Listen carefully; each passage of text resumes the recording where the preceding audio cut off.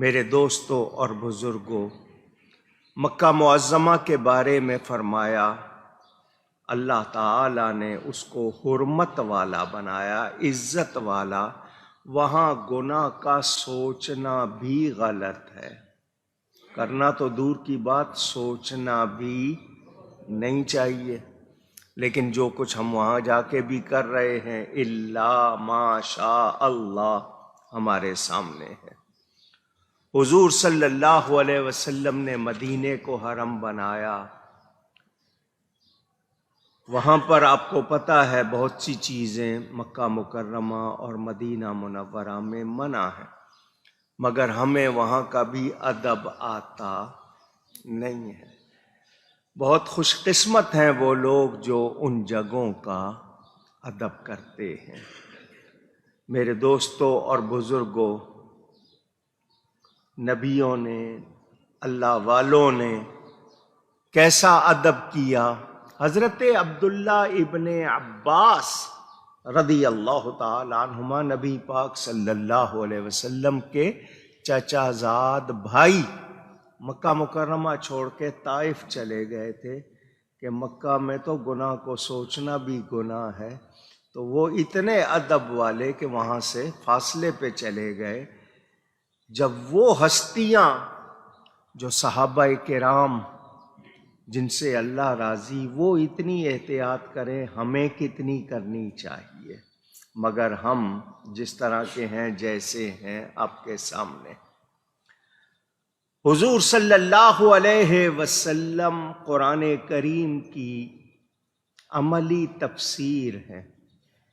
کسی کو اخلاق نبوی دیکھنا ہو، سیرت نبوی دیکھنا ہو، تو وہ نبی کریم صلی اللہ علیہ وسلم کی جب سیرت پڑھتا ہے، سنتا ہے، ان کے اخلاق، تو وہ قرآن کی عملی تفسیر ہے۔ یہاں فرمایا وَأُمِرْتُ أَنْ أَكُونَ مِنَ الْمُسْلِمِينَ، اور مجھے حکم ہوا ہے کہ میں فرما برداروں میں سے ہوں۔ یہاں حضور صلی اللہ علیہ وسلم کے حوالے سے یہ جان لیں کہ وہ ہمارے لیے بہترین نمونہ بن کر تشریف لائے۔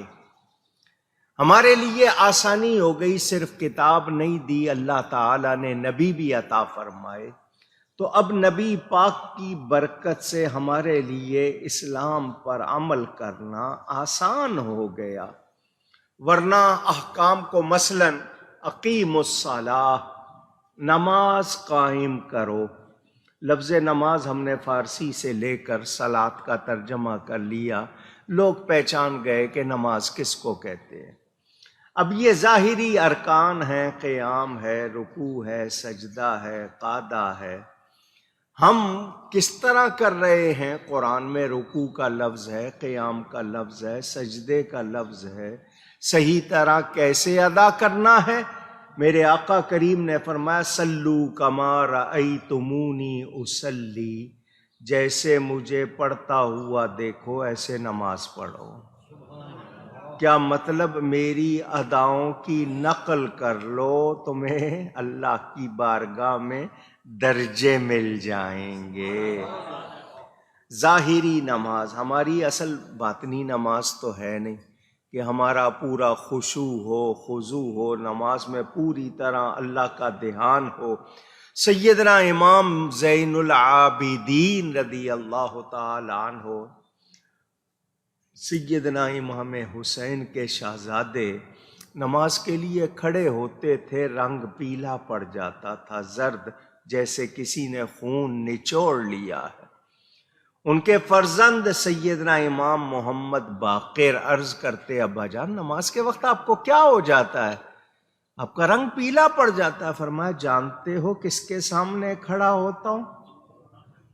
کیا ہمارا یہ حال ہے؟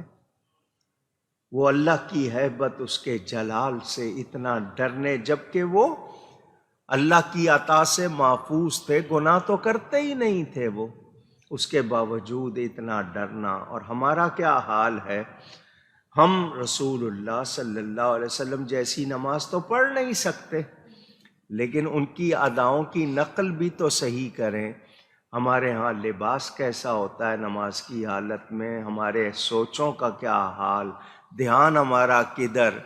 ہم اللہ والوں کو دیکھیں تو ہم بالکل بھی کورے، خالی ہمارا حال جیسا ہے۔ اللہ تعالی ہمیں حقیقی معنوں میں ایمان کی لذت عطا فرمائے اور ہم ان باتوں کو سمجھیں۔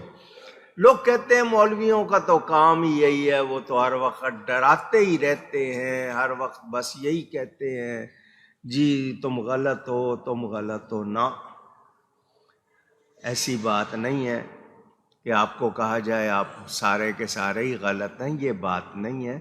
آپ کو بتایا سمجھایا جاتا ہے کہ بہتری آئے، آپ کی کامیابی ہو، آپ کی بھلائی ہو، آپ کی خیر خواہی کی جاتی ہے، اچھا چاہا جاتا ہے۔ تو ہمیں قرآن کریم کی تلاوت کرنی چاہیے، نماز کی پابندی کرنی چاہیے۔ اللہ تعالیٰ فرماتا ہے وَأَنْ أَتْلُوَ الْقُرْآنَ، پہلی بات تو یہ کہ میں اس شہر کے رب کی عبادت کروں، اور مجھے حکم ہوا ہے کہ میں مسلمان رہوں، یعنی فرما بردار، اور یہ کہ قرآن کی تلاوت کروں۔ کیا کروں؟ اونچی کہیے گا، وَرَتِّلِ الْقُرْآنَ تَرْتِیلًا، صاف صاف ٹھہر ٹھہر کر صحیح طرح پڑھوں۔ قرآن کا بغیر معنی کے پڑھنا بھی ثواب، قرآن کو تو دیکھنا بھی ثواب۔ قرآن کریم سے محبت، قرآن کی تلاوت ہمارا معمول ہونا چاہیے۔ روزانہ کوئی دن بغیر قرآن کی تلاوت کے نہ گزرے، کم از کم بہت تھوڑا بھی 10 آیتیں تو پڑھے، بہت تھوڑا پڑھتا ہے تو 10 آیتیں تو پڑھے۔ ہم اتنا بھی پڑھتے نہیں۔ جو لوگ نماز پڑھتے ہیں وہ نماز میں کچھ پڑھ لیتے ہیں، اس کے علاوہ ہم قرآن کب کھولتے ہیں؟ یا تو رمضان میں کھلے گا، یا کسی کے ہاں موت ہو جائے گی تو وہاں جائیں گے، وہاں قرآن خوانی ہو رہی ہوگی تو پڑھ لیں گے، ورنہ ہم پڑھتے نہیں۔ قرآن کریم روز پڑھنا، اور پھر پڑھتے پڑھتے سمجھنا بھی چاہیے، اس کے معانی بھی پڑھیں، پھر اس کو سمجھیں اور پھر صحیح عمل کریں۔ لیکن ہمارے ہاں ایسا نہیں ہے۔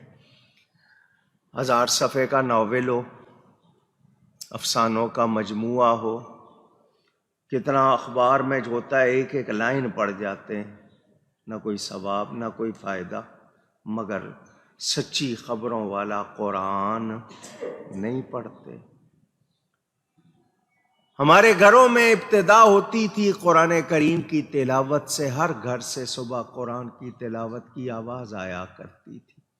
فجر میں لوگ اٹھتے تھے۔ ہم نے راتوں کو جاگنا شروع کر دیا، جاگنا عبادت کے لیے نہیں، ٹی وی کے لیے، فلموں کے لیے، کھیل کے لیے۔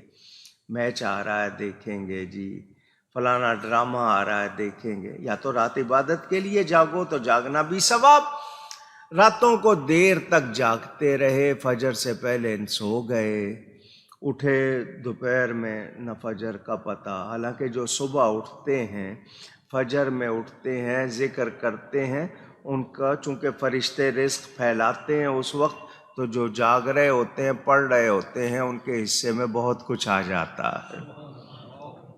زوال کا وقت آپ کے ہاں پہچانا جاتا ہے، 11 بجے کے بعد زوال کا وقت شروع ہو گیا، اس وقت اٹھ رہے ہیں، تو زوال کے وقت میں کاروبار کھولیں گے تو برکت کہاں سے آئے گی؟ صبح کے وقت کھولتے کاروبار برکت ہوتی، مگر اب یہ نہیں رہا۔ شروع میں ہوتا تھا فجر کے بعد لوگ نکلتے تھے، دکانیں کھولتے تھے، مغرب آ کے گھر میں پڑھتے تھے، بچوں کو بھی ٹائم ملتا تھا، رشتہ داروں کو بھی۔ اب جناب رات کو دیر سے آتے ہیں، بس کس خوشی غمی کبھی ملاقات ہو گئی، ورنہ ان چیزوں سے غافل۔ تو برکت سے ہم نے اپنے آپ کو خود دور کیا ہے۔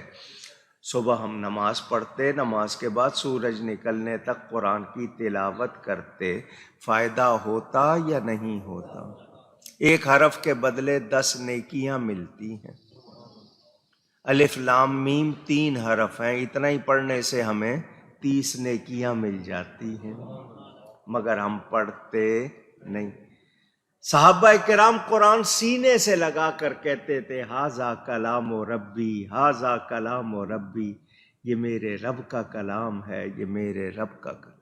آپ نے دیکھا ہوگا بستہ جو ہوتا ہے نا، بیگ، اسکول بیگ، وہ پیچھے آج کل جس طرح وہ رکسیک ہوتا ہے پیچھے ہوتا ہے، قرآن کریم جب بھی آپ نے دیکھا ہوگا سینے کے ساتھ لگا ہوگا، کیونکہ جب پیچھے چھوڑ کے جانا ہے، یہ ساتھ لے کے جانا ہے۔ فرق آپ کو سمجھ آ رہا ہوگا۔ تو قرآن دیکھنا بھی ثواب، پڑھنا بھی ثواب، اس پر عمل کرنا اور زیادہ۔ تو ہمیں قرآن کی تلاوت کرنی، اونچی کہیے گا۔ کچھ لوگ، میں سب کی بات نہیں کر رہا، کچھ لوگ کہتے ہیں جی ہم صوفی ہیں، صوفی کی طریقت اور ہوتی ہے، ہم لوگ قرآن پڑھیں، ہم وظیفے پڑھتے ہیں، وہ قرآن سے بڑا کون سا وظیفہ ہے؟ مولا کائنات حضرت سیدنا علی کرم اللہ تعالی وجہ الکریم، آپ نے ان کا یہ قول مجھ سے کتنی مرتبہ سنا ہوگا۔ وہ فرماتے ہیں جب میں چاہتا ہوں اللہ مجھ سے باتیں کرے تو میں قرآن پڑھتا ہوں، جب میں چاہتا ہوں میں اللہ سے باتیں کروں میں نماز پڑھتا ہوں۔ تو اللہ تعالیٰ کا کلام، اس کو ہم کہیں کہ نہیں جی اس کی جگہ دوسرا وظیفہ، قرآن سے بڑا کوئی وظیفہ نہیں ہے، یہ کلام ربانی ہے۔ دنیا کی کوئی کتاب 1 بار 2 بار 10 بار پڑھ لی، اس کے بعد اکتا جائیں گے، قرآن پڑھیں گے بار بار مزہ آئے گا، جتنا پڑھتے جائیں گے اور لطف بڑھتا جائے گا۔ قرآن میں سب کچھ ہے، قرآن میں اچھا ایک مسئلہ بتا دوں، وہ یاد کر لیں، جتنے سن رہے ہیں، جتنے دیکھ رہے ہیں۔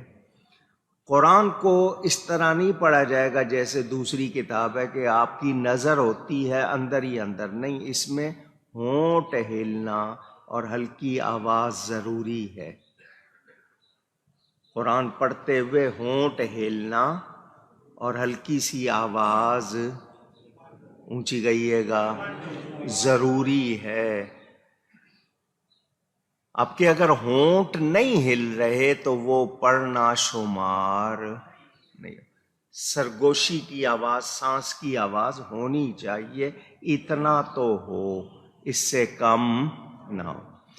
اگر آپ انگلی رکھ کے پڑھتے ہیں تو آپ کی انگلی کو بھی ثواب مل رہا ہے۔ آپ نے نظر ٹکائی ہوئی ہے تو آپ کی نظر کو بھی ثواب مل رہا ہے۔ اللہ کا کلام دیکھ رہے ہیں۔ بہت سے لوگوں کو دیکھا ہوگا آپ نے انگلی لگا کے پڑھتے ہیں، کو کہتے ہیں دیکھو یار صاف نظر آ رہا، پڑھتے نہیں، انگلی لگانے پہ بھی ثواب ملتا ہے۔